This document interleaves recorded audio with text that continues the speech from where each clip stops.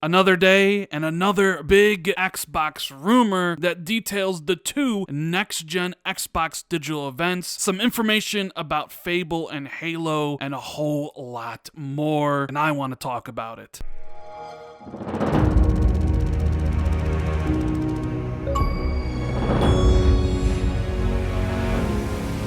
What is going on, everybody? Randall Thor 19, the man with the million, back again with another video. Hope everyone's having a great day, and if you could do me a big favor, could you please hit that like and subscribe button? I would greatly appreciate it. Now, this huge rumor comes to us from 4chan, and I already know a lot of people are shaking their heads saying, 4chan, it's anonymous, Rand, it's probably not true. But reading through this list of information, there are some things here that I think 100% lined up with stuff I know, which is why I'm making a video about it. Some of you send me information all the time and want me to make videos about stupid rumors like Xbox buying Sega or Xbox buying Konami's IPs, and those just are completely ridiculous and they're not worth making a video about. But when I get information that lines up with stuff that I've been told, it piques my interest and I want to talk about it. So with all that said, keep in mind it is a rumor, grain of salt and all that stuff, but let's get into it. So this guy says that there will be two next generation Xbox digital events in the next 2 months.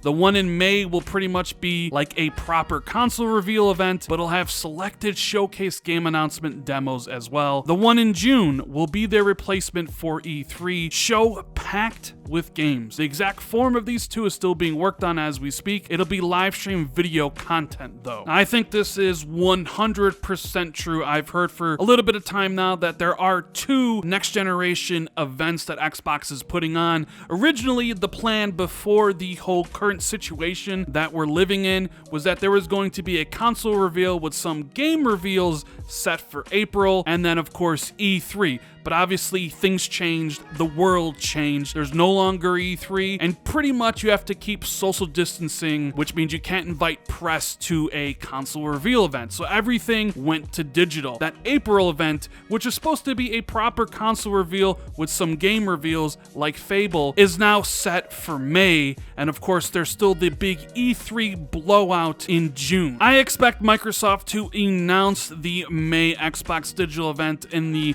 next couple weeks, and I expect it to go live and debut sometime in early May. And then of course later on in June, I don't think it'll be at the beginning, it probably will be right during the middle of June, whether it's on a Sunday like E3 used to be or sometime during the week. We'll get a proper E3 with a ton of third-party games, first-party gameplay demos, and a whole lot more. Probably the release date for sure, and potentially the price of these consoles alongside the announcement of Xbox Lockhart. Moving on from that, he continues that there will be tons of new games by Xbox first party, big guns, medium games, a few smaller ones. Their new games are sharing a lot of tech built for Unreal Engine 4, from water to PBR, GI, procedural systems with optimized Houdini access, VRS optimizations, physical vegetation systems, etc. The teams try to share tech to accelerate development. Now, as I've been saying, and those of you with the brain will probably agree with me and seen it coming too, Xbox's first-party studios will make a variety of different type of experiences going forward. Yes, there will be the big AAA tentpoles, the story-driven, mature, cinematic action games that the fan base has been very vocal about, but also some smaller experiences from studios like Double Fine and Compulsion. Those games are definitely coming. Now, one of the big AAA games that I think Microsoft is going to showcase at the May reveal event will be Fable. And in this rumor piece, this guy goes on to say that Fable is one of those showcase games,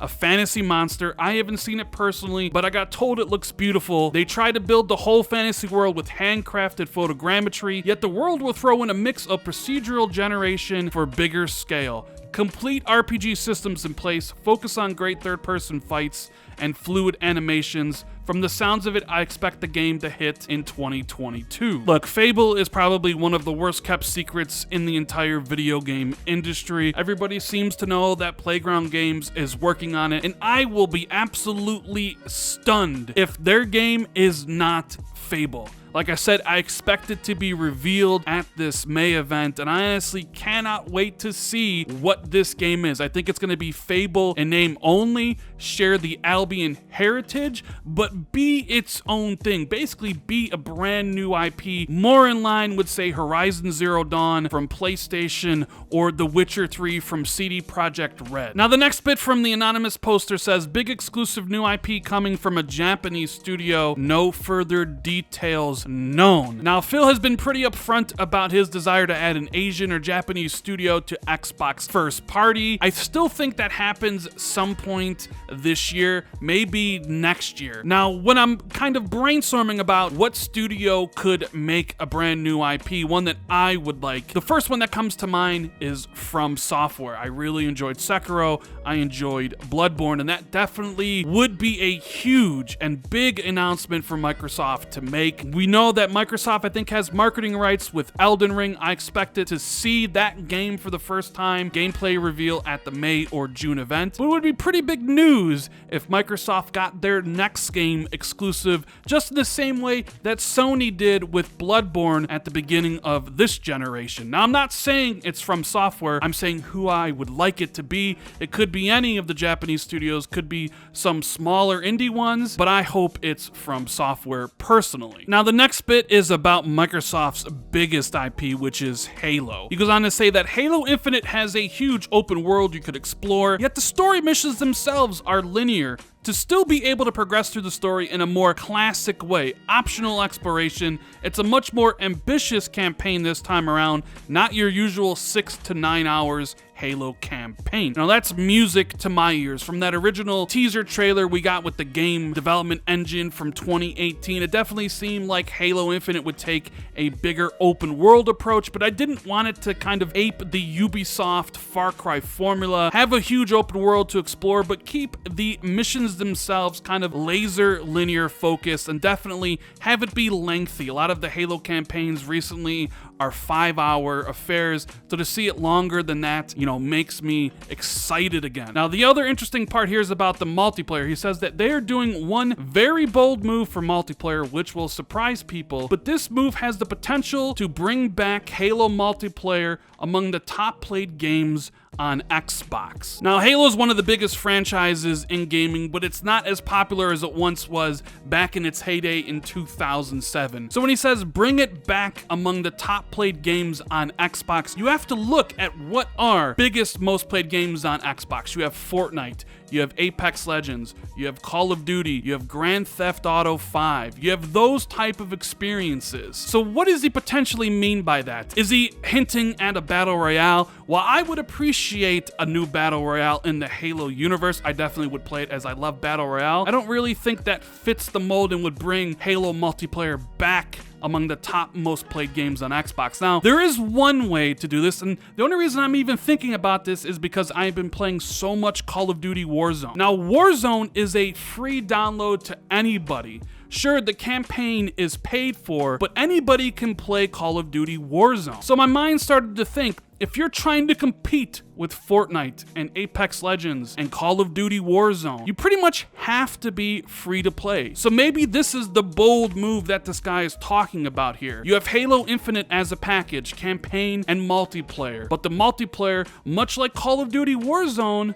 would be a free download for anybody to play on Xbox One, on Steam, on Windows 10. And then of course the campaign could still be part of Xbox Game Pass. Even if Halo's multiplayer is absolutely amazing, it just won't reach as many users as those free-to-play experiences, which is why it's a distinct possibility that the multiplayer portion of Halo Infinite could be free to play. Now, the poster then talks about Obsidian and says, oh my god, Obsidian. Now, Obsidian is one of those studios that a lot of people are down on because their current game is a game preview titled Grounded, which is basically Honey, I Shrunk the Kids survival. It's got the cartoony aspect. Of course, people forgot what they did with the Outer Worlds. People are are very much in that mindset of what have you done for me lately, so when they see Grounded, they don't get excited. But of course, that's just kind of an appetizer. The main course is this AAA Skyrim RPG Pillars spinoff that they've been working on for quite some time, and I think we'll see it at the May or June event. Poster then goes on to say that Forza Motorsport gets a complete reboot. Internal retooling of Forza tech happened during the last few years already. Engine in position for next gen now. Now the only question for me is whether or not Forza Motorsport 8 actually makes launch